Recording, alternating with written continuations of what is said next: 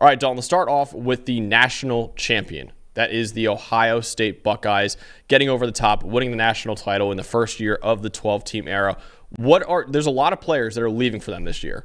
But what are some of the reasons why they can get back and maybe repeat next year? Well, the first most basic reason is you could argue they've got the two best football players in the country, one on offense in Jeremiah Smith at wide receiver and one at safety in Caleb Downs, right? And they may be eventually both of them top 10 picks. Jeremiah Smith maybe in 2027 a number one overall type of prospect at the A.J. Green and Julio Jones level of receiver prospect. But look, they're Ohio State. Even though they're losing a boatload of talent, especially on defense, they've got a ton of talent coming back. It starts with Smith and Downs. And the more I was looking at this, if you look at their offense, if they figure out the quarterback situation, and right now Ryan Day says it's an open competition, maybe it's Julian Sayin, maybe it's the true freshman Tavian St. Clair, but either one of them is going to have a ton of weapons to throw to. You've got Smith, Carnell Tate is coming back, and I would say last year you could argue was the best third receiver in college football. Brandon Innes, I know in the slot is a guy that you really like. Max Clare, the transfer tight end from Purdue, and C.J. Donaldson. You know, they're losing their two big running backs, Judkins and Henderson, from last year, but you get C.J. Donaldson from West Virginia, who's a hard runner with a lot of experience. So the more you look at this offense, if the quarterback clicks, as they often do for Ohio State, they're going to be a contender. It's just that instead of having a veteran like Will Howard or a C.J. Stroud this year, they've got either Julian Sayin or Tavian St. Clair, whoever may win that competition. So that's really going to be the key, as it always is finding a quarterback. But there's plenty of weapons to work with. So when Ohio State, one of the reasons why they won the national title this past year was continuity, right? They don't really have the continuity going to next year. They have 15 guys that are projected to be NFL draft picks this year, and also two brand new coordinators as well. Chip Kelly leaving for the Las Vegas Raiders and Jim Knowles, the defensive coordinator, leaving for Penn State. But like you mentioned, Jeremiah Smith, Caleb Downs, the two best players, I think, in the country. Jeremiah was the most valuable wide receiver as just a true freshman, according to our wins above average metric. Caleb Downs, most valuable safety in the country as well.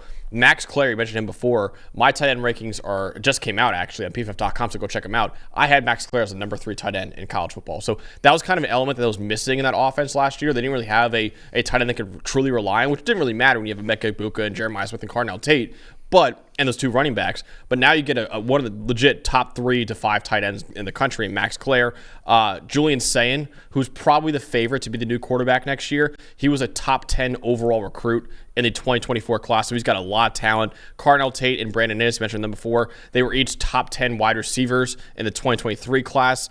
Sonny Styles is back at linebacker. Davison Igbinosun is back at corner. And Ohio State, listen, yeah, they lose a lot of talent. Dude, they're always recruiting at a ridiculous level. In each of the last 6 years, Ohio State has signed a top 5 recruiting class in the country. And in the college football playoff ranking era, which has been over the last 11 years, its worst ranking in the final poll was 7th. So 11 straight years of finishing 7th or better in the playoffs history. So it's very safe to assume that Ohio State is going to be a top 10 team every single year because they've been that for over a decade. And if you're a top 10 team every year in the 12-team playoff, you're making the college football playoff, right? So I think it's very safe to assume the Buckeyes will be back next year. With their talent level, it's safe to assume that there's 9 games on their schedule, at least, that they're just not going to lose, right? You mentioned the continuity part of it. I think, you mentioned the 2 new coordinators. One is Matt Patricia, obviously, on defense, but you're promoting Brian Hartline. They're a fantastic wide receiver coach internally to be the offensive coordinator now, so it's at least not unfamiliar territory on offense. I do think there are going to be some bumps in the road on defense, but offensively, if they get the quarterback situation figured out, and Hartline is as good a play caller as he was a position coach with all those great wide receivers he was developing there, I think their offense is going to carry them a long way. It'll just be a matter, as usual for Ohio State, of just winning those 2 or 3 big games on their schedule. Hey, thanks for watching another episode of the PFF College Football Show. Please make sure you guys subscribe to the channel. Also, subscribe to PFF Plus at subscribe.pff.com for all of the same data and grades that we use in our show, plus fantasy tools, betting tools, and our mock draft simulator.